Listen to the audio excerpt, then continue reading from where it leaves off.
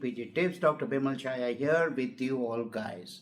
यानी अभी जैसे जैसे लोगों के सीट अलॉटमेंट्स हो रहे हैं, R1 या राउंड चल रहा है, तो अब यानी बहुत दिन नहीं रह गए। आज नहीं तो कल आप लोग एक फुल फ्लेज रेसिडेंसी प्रोग्राम में एंटर होंगे और कहीं ना कहीं यानी कुछ सालों बाद एक full fledged post graduate doctor बन जाएंगे।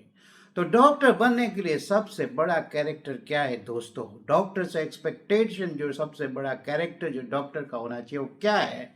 आप मुझे जवाब दीजिए, सोचिए। लेकिन इससे पहले मैं आपको बता दूं, जो सबसे बड़ा कैरेक्टर जो आपको स्टैंड आउट करता है दुनिया में अलग और सब प्रोफेशन से कंपेयर में, वो है एम्पथी। दोस्तों, एम्पथेटिक होना एक डॉक्टर के लिए सबसे बड़ा मायना रखता है। A doctor, a good doctor is a doctor who is an empathetic doctor. यहाँ ध्यान ये रखना है कि एम्पथी एक अलग बात है और सिंपथी एक अलग बात है। यानी आपके पास पेशेंट आएंगे, आप मेडिकल फील्ड में हो, सर्जिकल फील्ड में हो, कहीं ना कहीं आप उनकी ट्रीट कर रहे होंगे। जो पेशेंट जो होंगे, मरीज जो होंगे, दर्दी जो होंगे, वो तो अपना दुख ही लेकर आएंगे। यानी एम्पैथी होना, एम्पैथेटिक होना, इसका मतलब क्या है? एम्पैथेटिक होना इसका मतलब आप पेशेंट के साथ उसकी शेयरिंग आप फील कर रहे हो, आप उसको कंसर्न बता रहे हो। यानी एक पेशेंट आता है जिसे कैंसर हो गया है, जिसे पेन इन एब्डोमेन है, अपेंडिसाइटिस हो या कुछ भी हो, या पेन हो या फीवर हो या कोई लाइफ थ्रेटनिंग बीमारी हो, वो जो अपना पेन या दुख लेके आता है, तो आप एज ए डॉक्टर क्या करते हो? आप एज ए डॉक्टर उसको अप्रोच ये करते हो कि हाँ भाई, मैं समझ सकता हूँ आपको ये प्रॉब्लम है, मुझे पता है कि इस प्रॉब्लम में क्या क्या होता है और मैं आपके लिए यहाँ आप ही के लिए हूँ। आपकी प्रॉब्लम मैं समझ सकता हूँ और आप बताइए आप क्या चाहते हैं मुझसे। यानी इसके बाद जो नेक्स्ट स्टेप आता है वो है पेशेंट सेंट्रिक अप्रोच। इसमें बिहेवियरल, इमोशनल और कॉग्निटिव सभी एस्पेक्ट्स आते हैं और पेशेंट को आप ऐसा फील कराइए कि आप मुझे बताइए आप मुझसे क्या चाहते हैं, मैं आपके लिए हूँ। पेशेंट को ओपन एंडेड क्वेश्चन दिया जाता है और पेशेंट को बोलने दिया जाता है। Give patient time, give them an year, hear them properly, give them time. Patient जब बोलेगा कि मुझे ये हो रहा है, वो हो रहा है, मुझे ये पेन है, मेरे को कंसर्न है, उस कंसर्न में कई बार वो लोग सोशल, फैमिली, इमोशनल कई सारे एस्पेक्ट जुड़े होते हैं। पेन जो होता है, पेन सिर्फ है कि लोकल एरिया या माइंड से नहीं होता, पेन के कई मायने होते हैं। यानी किसी को, यानी जो उसका बिहेवियर है उसमें इमोशनल एस्पेक्ट ये भी हो सकता है कि उसके पास पैसे नहीं है, उसका फैमिली सेटअप ठीक नहीं है, हस्बैंड वाइफ या वाइफ हस्बैंड का ध्यान नहीं रखे, बच्चे सेटल नहीं, कई सारे फ्रस्ट्रेशंस वो लेकर आता है और वो भी इनकी बीमारी में कहीं ना कहीं कंट्रीब्यूट करता है जो मेंटल लेवल पे है। यानी सभी एस्पेक्ट्स को आपको एड्रेस करना चाहिए। In short it is like patient के शूज में आप फिट हो जाइए और पेशेंट को बताइए मैं जानता हूं आप क्या किस चीज से गुजर रहे हो और मैं यहाँ पर हूं आपको हेल्प करने के लिए। अब सिंपैथी क्या होता है? सिंपैथी एक अलग एस्पेक्ट है। सिंपैथी का मतलब है कि आप पेशेंट के लिए सॉरी हो। यानी आप बोल रहे हैं कि हाँ भाई आपको कैंसर हो गया, मैं बहुत सॉरी हूँ आपको कैंसर हो गया, मैं बहुत सॉरी हूँ आपके ये जो रिलेटिव उसको बचा नहीं पाए, यानी दया दिखा रहे हो। तो डॉक्टर को ठीक है दयामय स्वभाव होता है, वो दयामय स्वभाव उस तरह का नहीं, दया वाला स्वभाव डॉक्टर का नहीं होता। डॉक्टर का स्वभाव होता है एम्पैथेटिक। डॉक्टर का स्वभाव सिंपैथेटिक नहीं होता। Because you are professional, you have to be clear cut in your diagnosis, in the plan of management and the treatment. यानी पेशेंट को कोई ऐसे गुमराह नहीं करना है। हाँ भाई आपको कैंसर हुआ है, ब्रेकिंग बैड न्यूज है। ब्रेकिंग बैड न्यूज एक बहुत ही यानी इम्पोर्टेंट एस्पेक्ट होता है जो हमारे यहाँ उतना ट्रेनिंग नहीं देते। लेकिन जब आप जो है फॉरेन की एग्जाम देते हो तो उसमें ब्रेकिंग बैड न्यूज के 2 केसेस होते हैं। मान लो यूएसएमएल की जो होता था उसमें 14 केस होते थे, तो 2 केस ब्रेकिंग बैड न्यूज के होते थे। आप पेशेंट के पास जाते हो, बायोप्सी का रिपोर्ट आ गया है, बायोप्सी में यानी लास्ट स्टेज कैंसर है, उसे ब्रेकिंग बैड न्यूज करना है। पेशेंट उसको जिस तरह से रिएक्ट करता है, या अग्रेसिव हो जाए या ब्रेक डाउन हो जाए, या हार्ट पेशेंट है उसे चेस्ट पेन हो सकता है, कई सारे एस्पेक्ट आते हैं, उसे कैसे डील करते हो। लेकिन इसका मतलब ये नहीं कि आधा आधा बोलोगे या सिंपैथी बताओगे। ऐसे नहीं बोला जाता कि भाई भगवान आपके लिए है, सब कुछ ठीक हो जाएगा, चिंता मत करो, आपका डायग्नोसिस ऐसा है, वैसा नहीं होता। मैं बहुत दुखी हूं, मैं बहुत सॉरी हूं, आपको ये कैंसर निकला, ये डॉक्टर नहीं बोलता। डॉक्टर सीधा सीधा बोलता है कि देखो भाई, आपके जो है, देखो मिस्टर एक्स, आपका रिपोर्ट आ चुका है, जैसे आपने रिपोर्ट मांगी थी, आप जानते हो ना आपको क्या है, किस लिए हमने रिपोर्ट करवाया था। तो बोले हाँ भाई, मुझे है, टॉयलेट में ब्लड आ रहा था, एंडोस्कोपी में ट्यूमर था, या यहाँ पर मुझे एक अल्सर है, या फिर पेट में मुझे एक अल्सर है, या बोन में मुझे एक स्वेलिंग है। तो इससे आज मुझे कफिंग हो रहा था, लंग्स में मुझे कुछ था, उसका बायोप्सी लिया था, इसका रिपोर्ट आना है। तो हाँ भाई, रिपोर्ट आ गया है, और आप बोलते हो कि भाई रिपोर्ट, आपके लिए ये रिपोर्ट उतना अच्छा नहीं है, यानी रिपोर्ट नॉर्मल नहीं है। रिपोर्ट जो आया है, रिपोर्ट में निकला है कि कैंसर है, क्लियर कट रिपोर्ट में आया है कि कैंसर है। फिर उसका जो भी रिएक्शन आ जाए उसे आप हैंडल कीजिए, फिर उसके बाद यानी हैंडल करने के बाद मैं आपको समझ सकता हूं, आपके लिए ये बहुत बड़ी न्यूज़ है, बहुत ही दुखी न्यूज़ है, लेकिन अब हम इसका क्या करें। आप बताइए, आप मेरे से और क्या जानना चाहते हो। तब वो पेशेंट यानी थोड़ा कन्विंस होके ग्लास में पानी दे के आप उसको पिला के फिर समझाते हैं, तब बोलता है डॉक्टर ये कैंसर है, तो क्या मैं अब जीने नहीं वाला हूं। तब आप उसको बताते हो कि ठीक है, आपका कैंसर है, लेकिन ये स्टेज 2 कैंसर है, स्टेज 3 कैंसर या स्टेज 4 भी हो गया तो क्या। भाई कैंसर का डायग्नोसिस आया है, लेकिन अभी हमारे पास कुछ ट्रीटमेंट ऑप्शन है। तब उसको यानी आशा एक बन जाती है, वो पूछता है कि भाई मेरे पास क्या क्या ऑप्शन है, मुझे बताइए। मेरी तो बेटी है, उसकी शादी हो रही है, मेरा बेटा अभी कॉलेज में पढ़ रहा है, मेरी तो अभी जॉब चल रही है, मुझे सेटलमेंट करना है। तब आप बोल सकते हो कि ऐसी कोई बात नहीं है, स्टेज 2 कैंसर है, अभी तो हमारे पास काफी सारे ऑप्शन है। तब वो जाके थोड़ा ये होता है, यानी आप चिंता मत करो, मैं हूं ना, अभी तो डायग्नोसिस आया है, मैं आपको गाइड करूंगा किसके पास जाना है, आगे क्या ट्रीटमेंट लेना है, कीमो लेना है, रेडियोथेरेपी लेना है, उसके बाद अगर बनता है तो हम सर्जरी करेंगे, स्टेज वाइज हम आपकी केयर करेंगे। इन सभी ट्रीटमेंट का मान लो 6 महीना लग जाएगा, और मैं आपको यानी मोटे मोटे तौर पर स्टडीज के हिसाब से कह सकता हूं कि आपके लिए एटलीस्ट 5 साल, अगर ऐसे आप जैसे स्टेज वाले कैंसर है तो उसको 5 साल जब हम फॉलो करते हैं, तो आधे से ज़्यादा लोग या 70% लोग हैं वो 5 साल तक जी सकते हैं। तो आपके पास ये टाइम तो है कि आप सब सेटलमेंट कर सकें। अब मुझे ये बताइए, अब आपको ये डिसाइड की, अब मुझे ये बताइए कि आप ये रिपोर्ट किससे शेयर करना चाहते हैं। दोस्तों, ये बहुत ही बड़ा एस्पेक्ट है जो इंडिया में ये शेयर नहीं होता, यानी इंडिया में हमको ये सिखाया नहीं जाता। इंडिया में जो है, ट्रीटमेंट की रिपोर्ट, बायोप्सी की रिपोर्ट कई बार होती है कि पेशेंट को बताया ही नहीं जाता। बोलते हैं मेरी बूढ़ी माँ है, मेरे बूढ़े बाप है, कार्डियक पेशेंट है, बेटा वहां आ जाता है बीच में, इनको मत बताना, ये तो मर जाएंगे। लेकिन ये कभी नहीं होना चाहिए।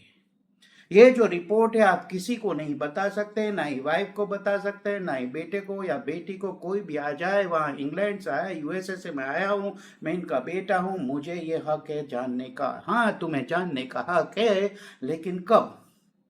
जब आपके फादर को मैं ये बताऊंगा और फादर मुझे परमिशन देंगे कि हाँ, अब इनको डिस्क्लोज कीजिए। अब वही फादर है जिनको मैंने रिपोर्ट डिस्क्लोज किया, वो दो चीज आ सकते हैं, वो बोलते हैं कि मेरी बीवी को बता दो, बेटे को बता दो, आप सबको डिस्क्लोज कर दो, मुझे कोई प्रॉब्लम नहीं है। या फादर बोल सकते हैं कि जी हाँ, आप उनको मत बताइए, मेरे तक ही सीमित रखिए, या उनको इस तरह का ही बताइए, मोटा मोटा बताइए, डिटेल 5 ईयर सर्वाइवल मत बताइए। ये होता है मेडिकल एथिक्स एंड प्रैक्टिस।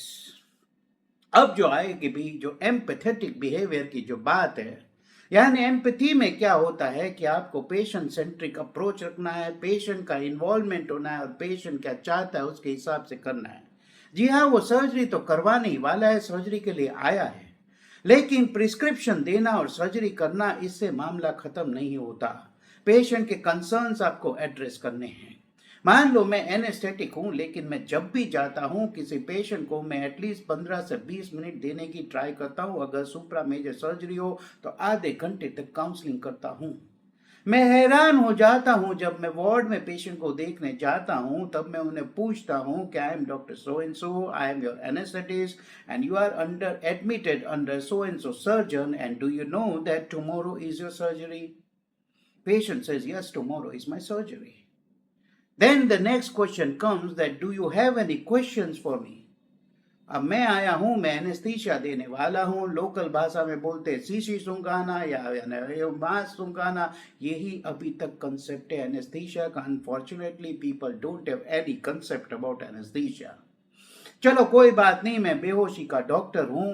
अब आप मुझसे क्या जानना चाहते हो? मैं आपके रिपोर्ट्स देखने आया हूं, आपकी तपास करने आया हूं, आप मुझसे क्या सवाल पूछना चाहते हो? कई पेशेंट पूछते हैं कि मेरे को तो कोई सवाल ही नहीं, मेरे को क्या सवाल है? गांव का पेशेंट या कोई भी पेशेंट है, कई बार पेशेंट शर्माते हैं, कई बार उनको नॉलेज नहीं होता कि मेरा ओरिएंटेशन नहीं है, पहली बार हॉस्पिटल में आए या रिलक्टेंट है टू आस्क एनीथिंग। तब मैं बोलता हूं ठीक है, आपको कोई सवाल नहीं है, इसका मतलब ये होता है कि आपको तो सब कुछ नॉलेज है, आपको तो सब कुछ पता है, ये मैं टेकन फॉर ग्रांटेड ले लूं, तब मैं सवाल करूंगा। क्योंकि मेरा एस्पेक्ट है कि पहले मैं आपसे पूछूं, आप मुझसे क्या पूछना चाहते हैं, आपकी बात जब खत्म हो जाएगी तब मैं मेरी बात रखूंगा। तब पेशेंट पूछता है, नहीं नहीं ऐसा तो कैसे हो सकता है, मुझे तो कुछ भी नहीं पता। और मैं हैरान हो जाता हूं कि सर्जन्स है वो कई बार पेशेंट को ये भी नहीं बताते कि सर्जरी कितनी लंबी चलने वाली है। तो पेशेंट का एक मासूम सा सवाल आता है कि भाई ऑपरेशन है कितने बजे? कई बार पेशेंट को यानी मान लो कल सुबह 7 बजे 8 बजे सर्जरी है और 6 बजे शाम को या 7 बजे मैं देखने जाता तब भी तक इनको एग्जैक्ट टाइम नहीं बताया जाता, which is criminal act. You should never do that. Let the patient know approximate time कि सुबह का टाइम होने वाला है। जनरली हमारी सर्जरीज सुबह 7 से 8 के बीच में चलती है, तो आपका भी वो टाइम रहेगा, क्योंकि उसको रात को सोना है, उसको टॉयलेट जाना है, उसको नहाना है, उसको मान लो पूजा पाठ करना है, ये चांस तो आपको देना ही पड़ेगा। तो ये है। फिर वो बोलते हैं कि भाई जब आप मुझे एनेस्थीसिया दोगे तो एनेस्थीसिया खत्म होने के बाद, ऑपरेशन खत्म होने के बाद मैं कब उठूंगा, मुझे होश कब आएगा? इतना मासूम सा सवाल होता है। पता नहीं किस चीज के कंसेप्ट होते हैं, या हमारे मूवीज में भी है किस तरह का एनेस्थीसिया इन लोग बताते हैं, मुझे तो समझ में नहीं आता। तब आप बताते हो नहीं नहीं मैं बहुत ही मॉडर्न एनेस्थीसिया प्रैक्टिस करता हूँ, मेरी ड्रग्स है बहुत ही शॉर्ट एक्टिंग ड्रग्स होती है, जैसे ही मैं आपको ये ड्रग्स दूंगा वैसे आप सो जाओगे, और जब ऑपरेशन खत्म होगा मैं आपको रिवर्स करूंगा और आप उठ जाओगे, और आंख खोलते खोलते बातें करते करते, या एटलीस्ट अगर ट्यूब लगी है तो बातें ना करते, इशारों से यानी आंखों के इशारों से बातें करते या हैंड जेस्चर से आप रिलेटिव को कम्युनिकेट करते हुए बाहर आएंगे। फिर इनका आता है मुझे पेन तो नहीं होगा। भाई मैं हूं ना, मैं हूं ही इसलिए, और मैं कई बार ऐसी चीजों में मैं एकदम जोक क्रैक करता हूं।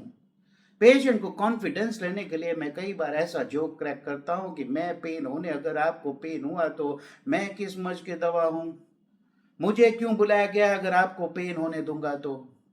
भाई आपको अगर पेन होगा, आपको अगर कोई दिक्कत होगी तो मैं जो चार्ज लेता हूं मैं वापस कर दूंगा, मैं डिस्काउंट कर लूंगा, आप मुझे पैसे मत देना।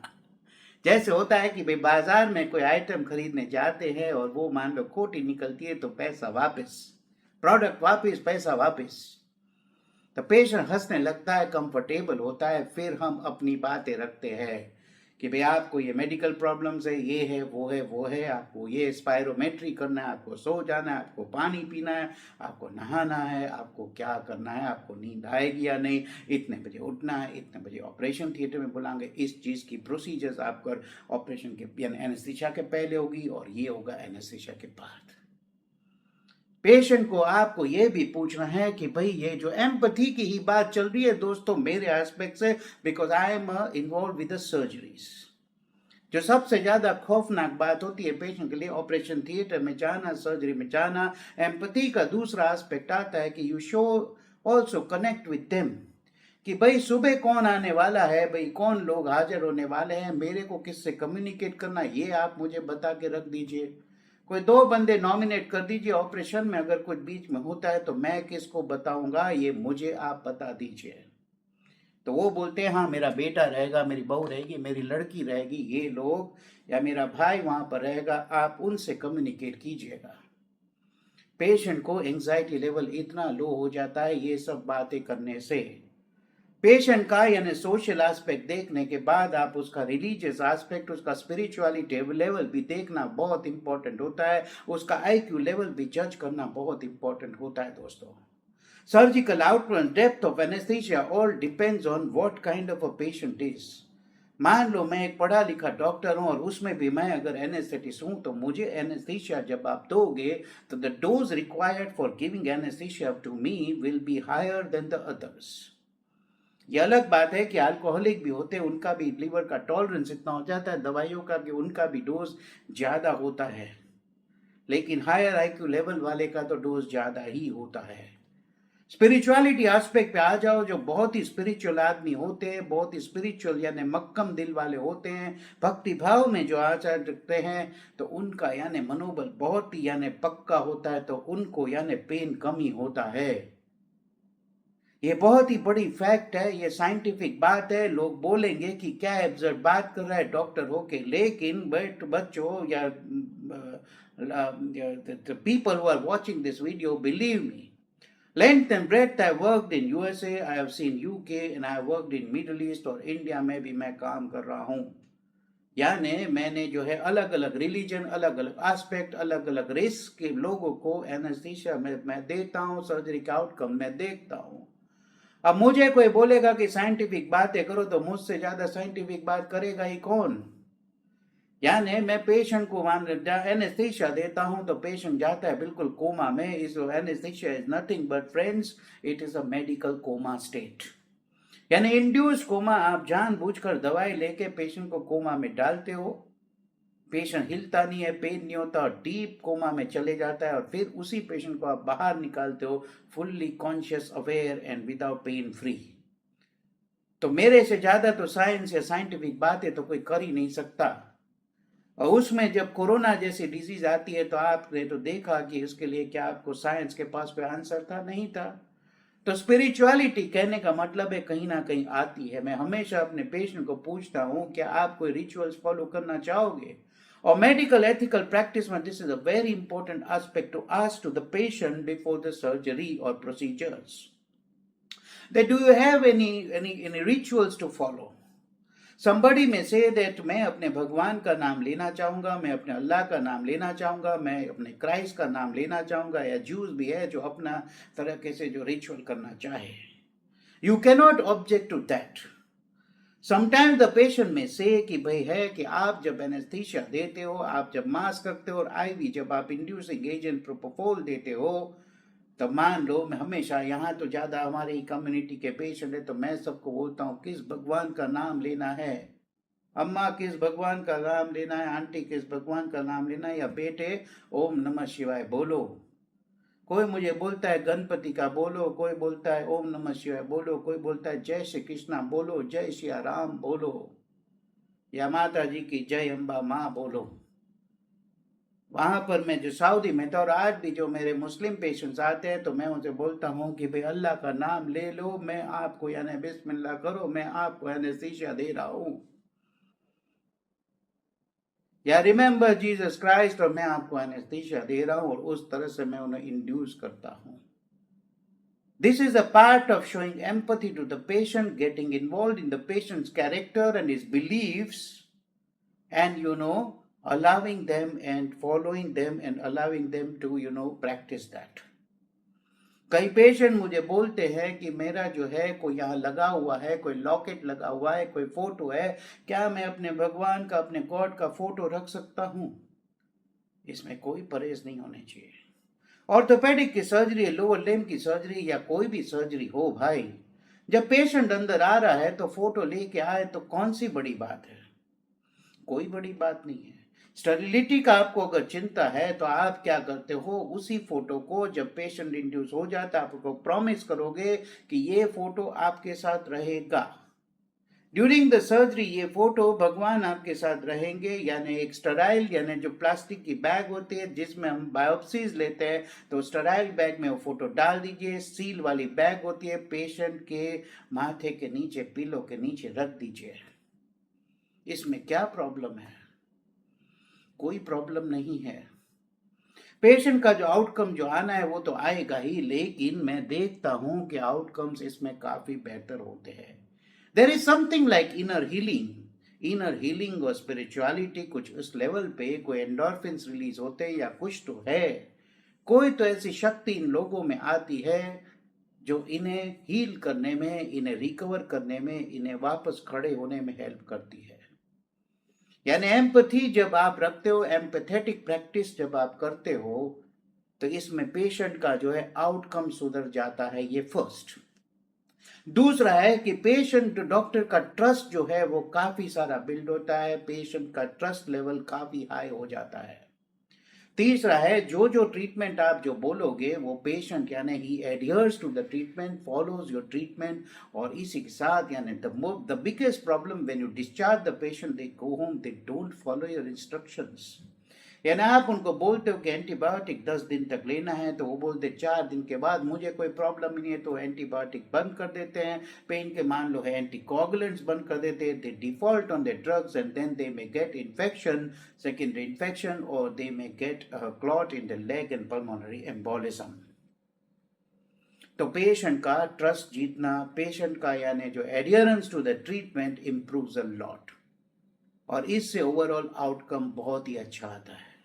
अब आते हैं इस एस्पेक्ट पे कि ये डिफिकल्ट है कि नहीं प्रैक्टिस करना। ये काफी डिफिकल्ट होता है उन लोगों के लिए डेफिनेटली जिनका हाई वॉल्यूम प्रैक्टिस होता है। वहां हर एक को इस तरह से माइन्यूट लेवल पे, माइक्रो लेवल पे एम्पैथेटिक अप्रोच से पेशेंट के अंदर इन्वॉल्व होकर मैनेज करना उतना ईजी नहीं है, लेकिन आप 5 मिनट तो दे सकते हो।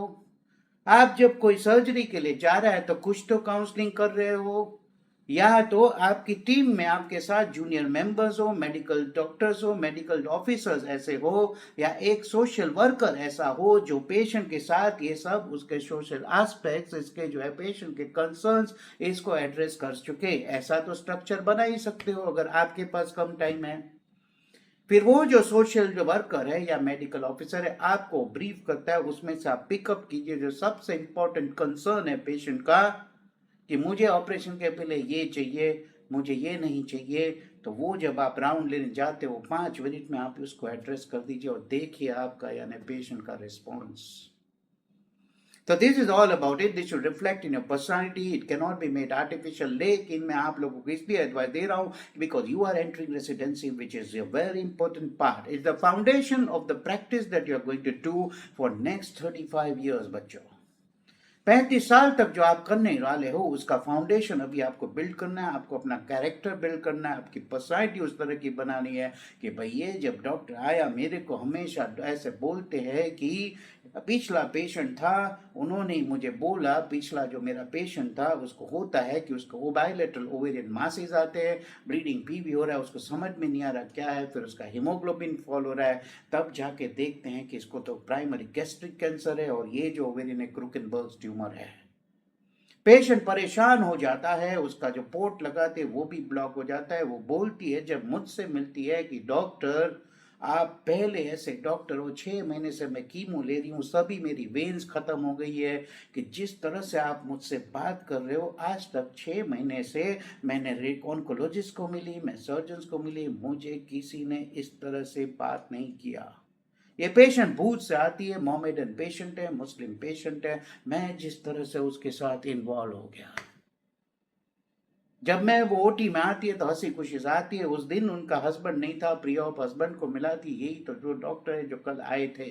मैं हस्बैंड को रीअश्योर करता हूँ चिंता मत करो, कल आप नहीं थे लेकिन आपके भाई थे, मेरे पर छोड़ दो इनका ट्रीटमेंट, मैं इनको अंदर ले जा रहा हूँ, मैं इनके साथ हूँ और अल्लाह आपके साथ है। और ये पेशेंट आज आउटकम आज है, 2 दिन हुए हैं ये खड़ी हो गई है, वॉकिंग करिए, वार्ड में चली गई है।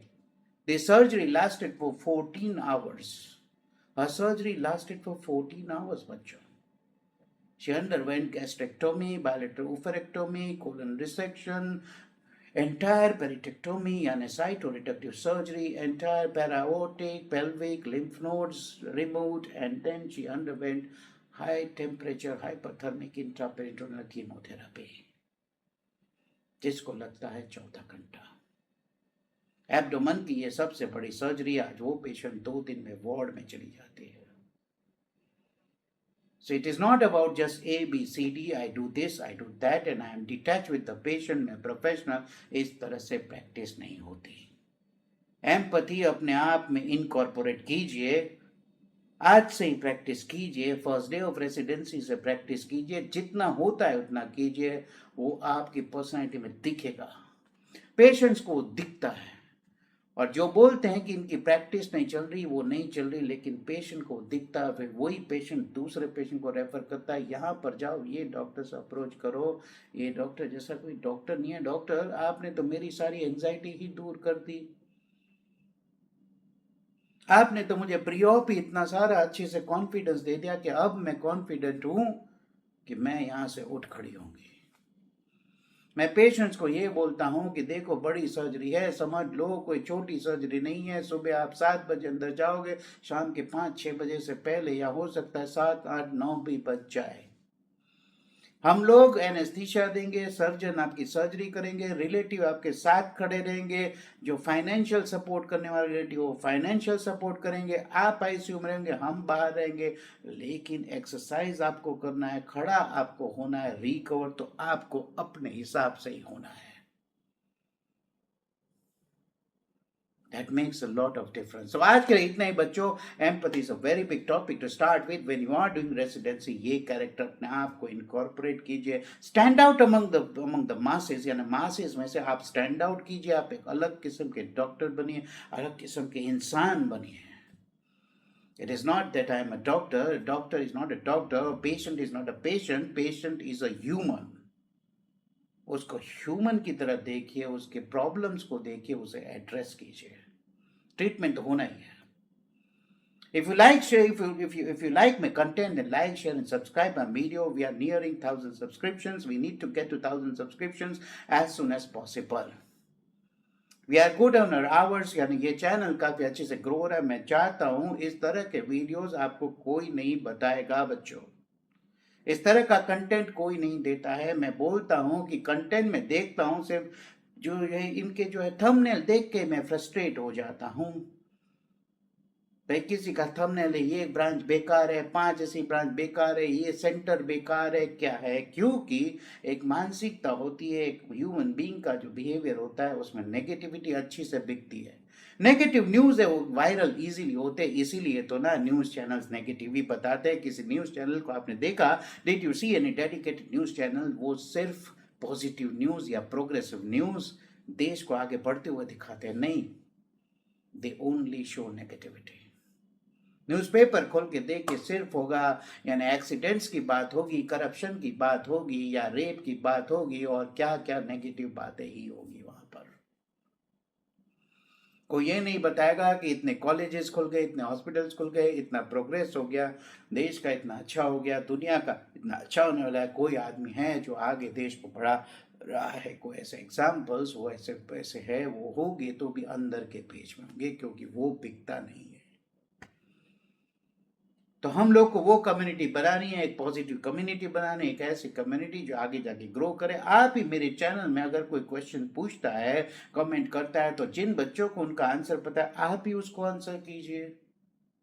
You are my colleagues, you are my participants of this channel, you are not followers of this channel. आगे जाके आप भी जब पीजी डॉक्टर हो जाओगे, तो हम लोग एक कम्युनिटी बना के, एक दूसरे का ग्रुप बना के, यानी है जूम कॉल्स करके, एक ऐसा भी ग्रुप टॉक करके यहाँ अपलोड कर सकते हैं। एमसीक्यूज है, जो टेक्स्ट बुक्स है, ये तो सभी लोग पढ़ने वाले हैं, लेकिन एम्पैथी का जो पार्ट है, लाइफ टाइम एक्सपीरियंस शेयर करके इसको अपनी पर्सनालिटी में इनकॉर्पोरेट करना, ये कोई नहीं बताएगा। ठीक है, तो आज के लिए इतना ही। I wish you all the best, यानी राउंड 2 में जिनका हो गया ऑल द बेस्ट, और जो लोग राउंड 2 के लिए, राउंड 1 में जो हो गया राउंड 2 के लिए वेट करें, उन लोग को all the best right now. Congratulation दो to got their choices right now. Round 2 अभी तो AIR का है, उसके बाद स्टेट का भी आने वाला है। जिन जिन बच्चों का हमने जो Q&A में जिनका लिया था, तकरीबन most of them have got their choices. I am very happy for them. So all the best. आज के लिए इतना ही। Good night everyone, enjoy your day. God bless you all. जय भारत, वंदे मातरम, जय सिया राम।